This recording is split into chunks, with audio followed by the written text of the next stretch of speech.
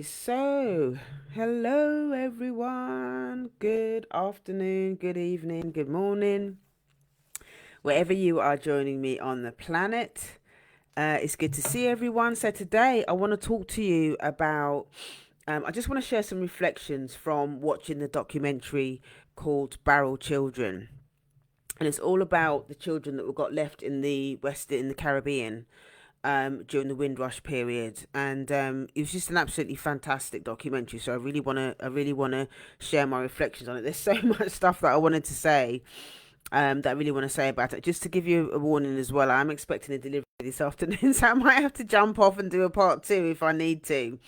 Okay, so for those of you that don't know who I am or any of my work, my name is June Allen. I'm a racial trauma therapist, and I am the founder of the Art of Greatness at juneallen.net. Thank you. Hi, Mr. Sharp. I hope you're okay. So just to give some context, so the film Barrel Children is about children that got left in the Caribbean during the Windrush period. The parents came over to England to to have a better life, to work, to make money, to just to better themselves. And in order to do that, a lot of their children, they left them in the Caribbean. There was lots of people that wanted to come to the UK. They didn't plan on staying for long. They just planned on staying for a little while, making some money, and going back home. But obviously, when they came to the UK, it was a very, very different experience for them. And a lot of their children, a lot of the children, didn't see their parents again until they were much older. They left when they were toddlers, and sometimes really young babies. And then they would sometimes send for them, came to the UK when they were much older, and they ended up, coming to stay with family, ended up staying with their families, their parents, but they were like strangers because the children were so much older. And so I think, the overall feeling that I got from watching this documentary, was that, the British government have not, they don't care about the extent. Okay, they don't care about the extent of the damage that has been done as a result of this thing, this migration, that the sacrifices that a lot of people in the Caribbean made. They went over there saying, yeah, come to England, we need you to help build up the country after the war and all the rest of it. They lied about what it was like over here. They didn't prepare them when they came here. They didn't support them when they were getting all abused from the racists and all the rest of it. And they were just left to fend for themselves. They were just left to fend for themselves. They did all the work and everything, but they just got left to fend for themselves. And again, there was no consideration given to those families that came over here and the children that got left. And this documentary, I feel a bit emotional just even thinking about it again. But the documentary really shows just how difficult it's been, and how challenging it's been, and how, again, it's another blow to the black family. We already had gone through, people who lived in Jamaica. Yeah, their ancestors had already gone, or our ancestors, my parents are from Jamaica, had already gone through a huge forced migration from Africa to and taken to Jamaica. And now for us to come, for our ancestors now to come from Jamaica and then come to England, because England, they lied about what they wanted, what they wanted us to do and stuff like that, and not support us. It's just another thing, another layer of broken attachments. Yeah, broken attachments, and broken families, and we're still trying to heal from it. We're still trying to heal from it. So yeah, it's anyway, I wrote down some notes and stuff like that. So yeah, I'll just kind of go through them and just talk through what happened. But they talked about, like, there's 90,000 children. They estimated that 90,000 children were left in the Caribbean. Can you imagine? 90,000 children. Yeah, they're saying that were left in the Caribbean. And they interviewed some people, some of those children that got left in the Caribbean that ended up coming back, being brought over back over to the UK, at a much early age. Some of them were sort of like 2 and 3 when they were in the Caribbean, and then when they were their parents originally left them, and then they came back the parents sent for them, and sometimes they didn't see them until they were sort of like in their early teens and stuff like that. And it caused a lot of conflict. It caused a lot of conflict because the children would then be reunited with their parents, and a lot of times they had siblings and stuff like that already over here, because the parents had even sometimes they met other people over here, and they end up having children, so they had half siblings when they came to the UK. And what I felt was really, really sad was like a lot of these people that were sharing were saying that they were treated very differently to their siblings that were born over here. Like their parents, some of them were really quite abusive. They got treated very differently. There was a lot of favoritism that happened. And that just made me really sad, because they'd already been abandoned already. They'd had to stay, a lot of them had to stay with grandparents and other family members in the Caribbean. They got yanked then from those families to come back over to the UK to be united with their parents. And then for their parents then to not accept them, it's just heartbreaking. It's just heartbreaking.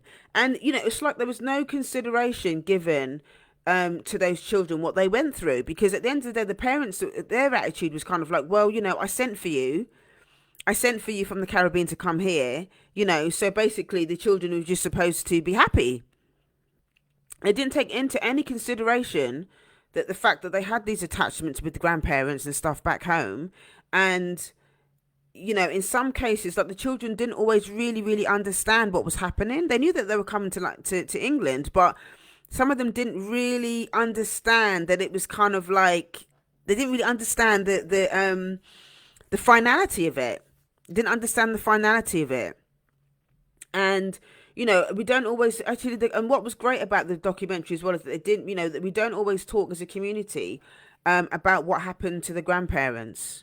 The suffering that the grandparents had, because again, they raised these children, from some of them from very young, from young babies. And then for them to then have to, send the child to the UK, and, no one really talks about the loss that they must have felt having their grandchildren being sent over to their parents. And so, yeah, it was just really, really hard. And, some of them, there was one guy that was telling this story about how there was also some people there that were actual Barrow children actually in the audience, and they ended up talking and stuff afterwards. And that was really good to kind of hear their stories as well.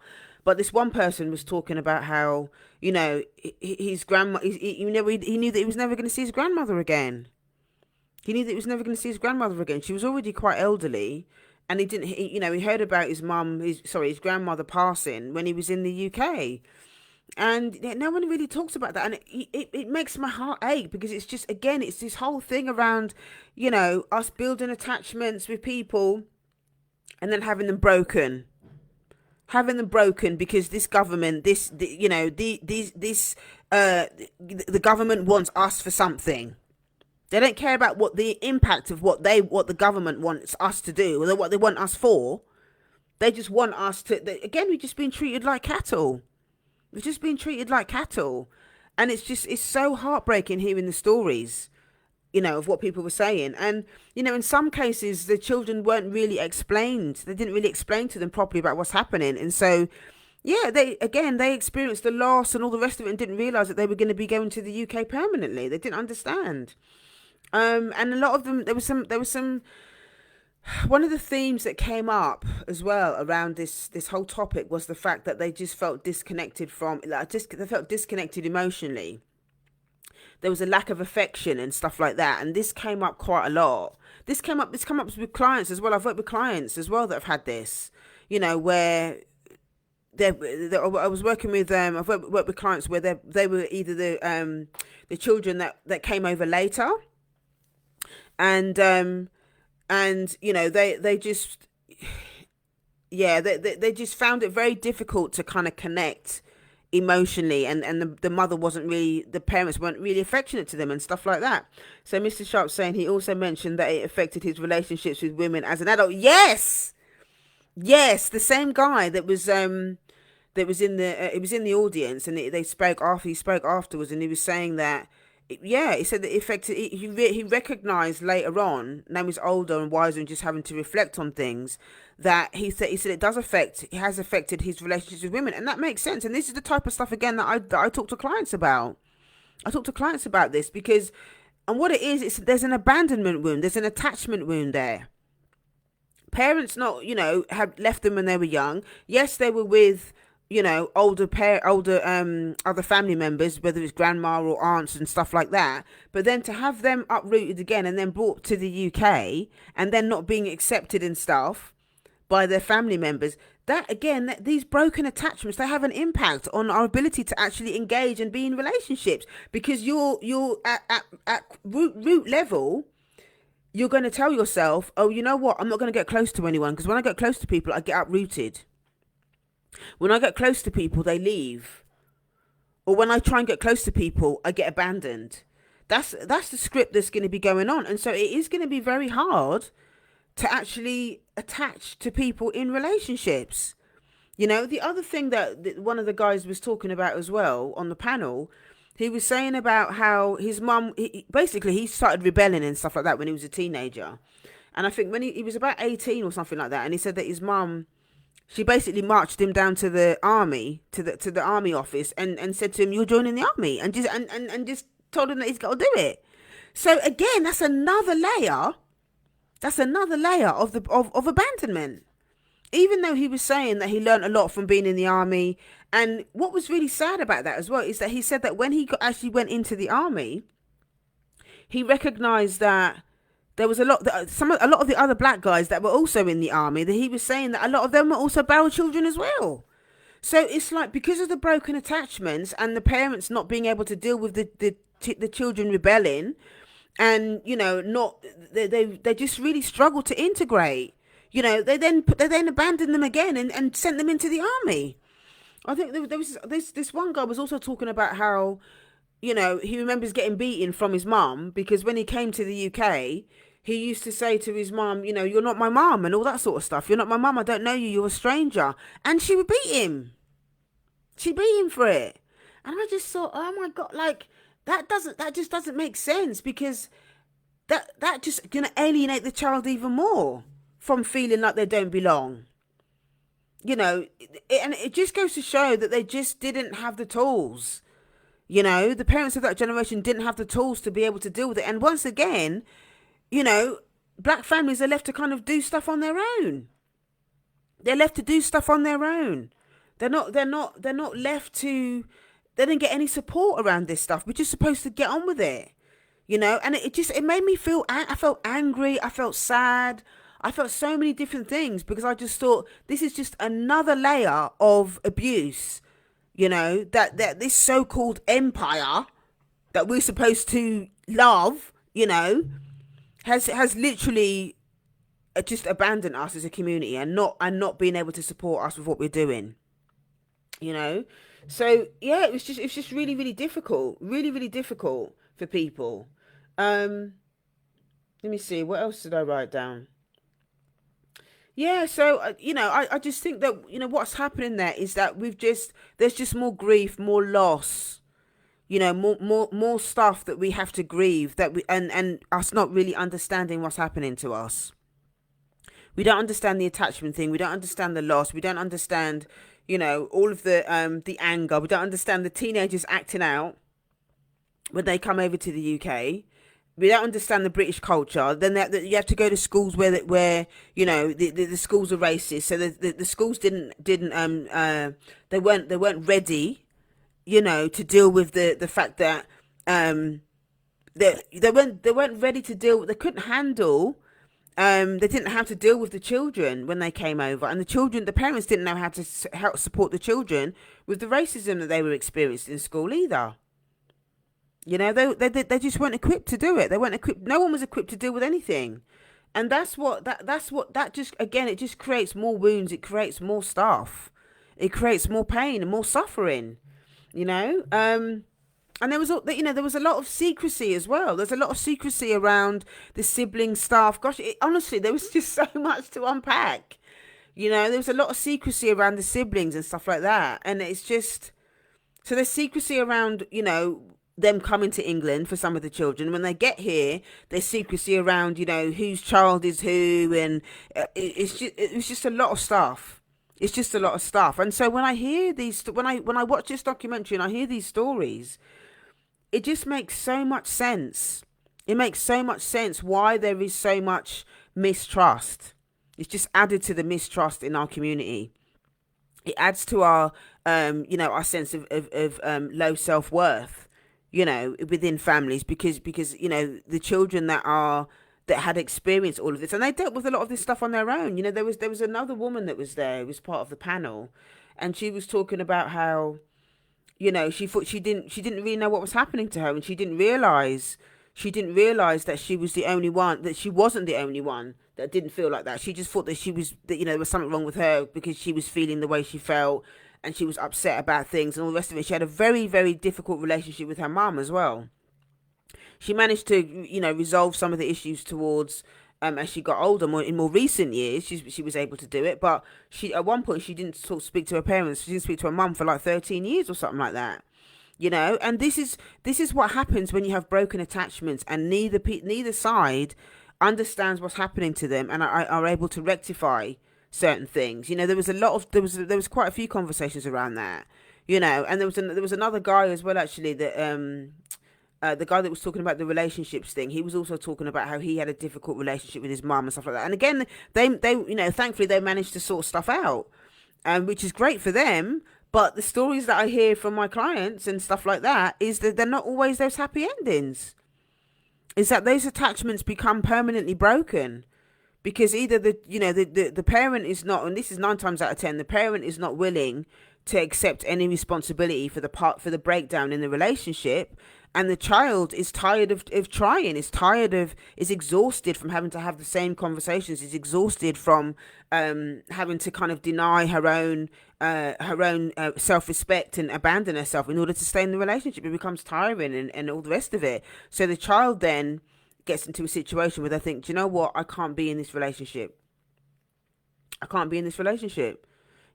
again, and I've always said this, there's a parallel process that happens. There's the one side of things where, you're trying to rectify stuff that's happened within the relationship itself, and then there's the other side of the thing where it's a systemic issue where, it's the broken attachments, it's the coming out, it's the system of racism. It's a system of racism. It's empire lying to our community, saying, come and do this, come and do that, and them deciding to leave their children at home and come to the UK.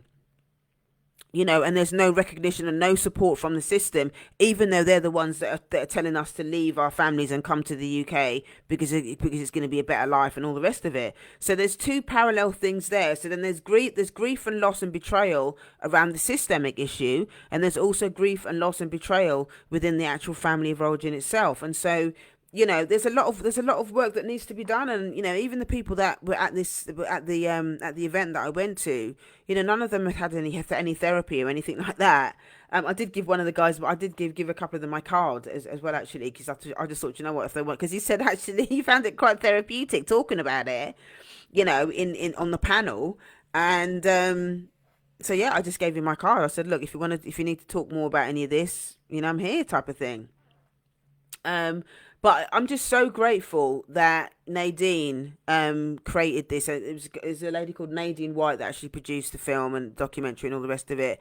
And it's a wonderful piece of work and an amazing piece of legacy that she's created for our community. And they were saying afterwards, that they're going to make it as part of they're going to show it in schools and stuff like that as well, because it's a part of our history that is not talked about enough. It's a part of our heritage and part of British history that they don't want to own and take responsibility for, and they need to, because they're responsible for the breakdown of a lot of black families as a result of that.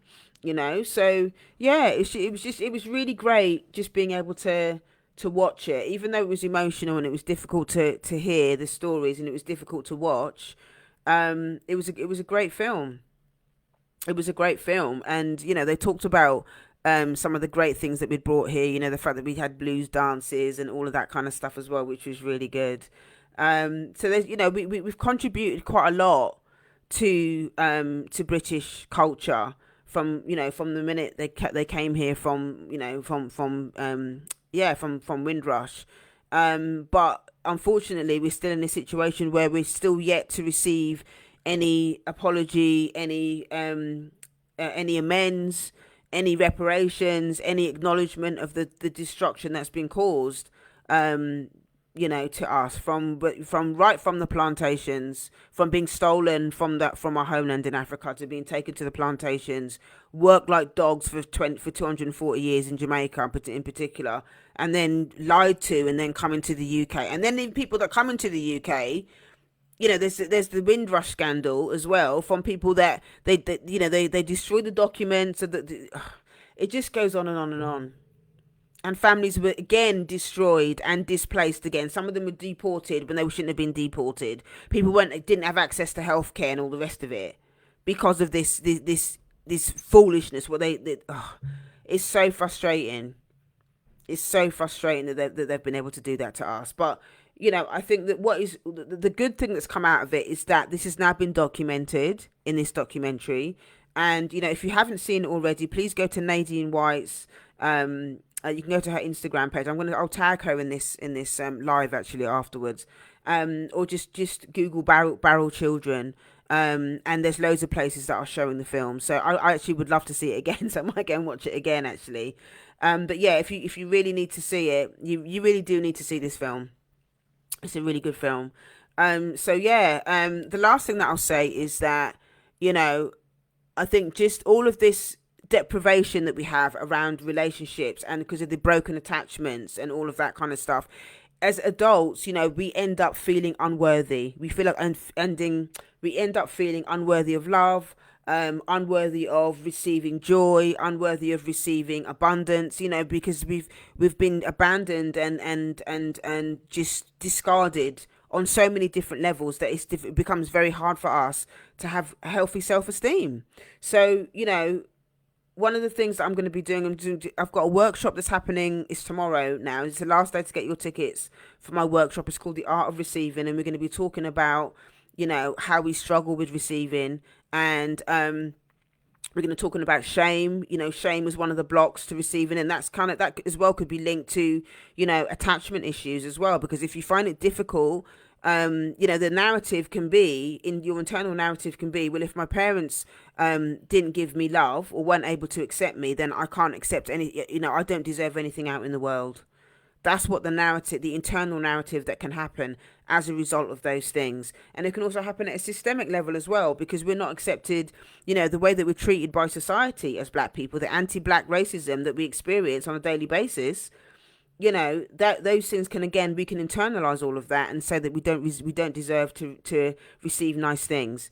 And so this workshop, we're going to be exploring your relationship to receiving, and we're going to be looking at some of the signs of deprivation as well, because you can't really, in order to understand your relationship to receiving, you have to understand your relationship to deprivation, and what's the timeline, what are the things that have happened in your life that have allowed you to internalize the compulsive deprivation that a lot of us have. And so it's a half-day retreat. It's from 10 till 2. It's in Brixton. It's in person. So you can click the link in my bio, go to heal.juneallen.net. That's heal.juneallen.net. That's heal.juneallen.net. So you can, the first workshop is literally understanding your relationship to receiving.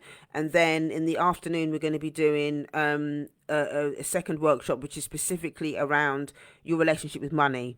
So then we're going to be, there's an immersive experience that I'm going to do with the group around money. I'm really looking forward to that actually, because I did it with the ladies in my mastermind, and it just blew my mind when I did that. So I'm going to be doing this exercise around money and around your relationship to money and receiving. Oh, hi, thanks for joining. Lovely to see you yesterday. I'm going to do a separate live. So I went to the Black Business Show yesterday and met some loads of people. But I'll do a separate live stream on that because it's been a very busy week. But yeah, so the second workshop is going to be specifically around money. So if you're available tomorrow and you can get to Brixton tomorrow at 10 o'clock, click the link in my bio and you will find, it's the last day today to get tickets. All right. So Thank you so much for joining me, and I will see you next time. I'll probably do maybe a little mini live stream tomorrow, actually, just to give you a bit of a rundown as to what happened yesterday. So what happened during the retreat and stuff that I'm doing tomorrow. All right. Any questions or anything? Hit me up. Drop it in the comments, or you can send me an email or send me a DM. info@yardofgreatness.com. All right, everyone. Take care. Thanks for joining, and I'll see you next time. Take care. Bye.